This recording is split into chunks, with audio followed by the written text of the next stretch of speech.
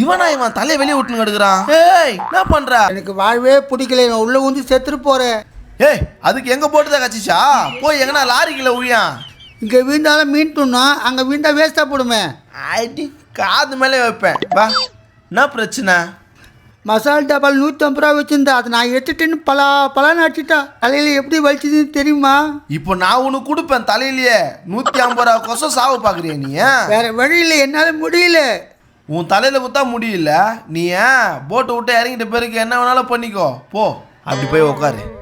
யோ உக்காரியா, அங்க இருந்து ஏன் என்ன அவ்வளோதான் தெரிஞ்சுக்கோ.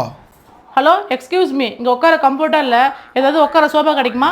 உட்கார கம்ஃபர்டபுளா இல்லையா மேடம்? சோஃபா வேணுமா மேடம்? ஆமாம், ஏதாவது குஷன் சோஃபாவாக இருந்துன்னு வச்சுங்க, நான் 2 நாள் இங்கேயே உட்காந்துருப்பேன். அந்த 2 நாள் உங்களுக்கு சோறு போறதெல்லாம் யாரு?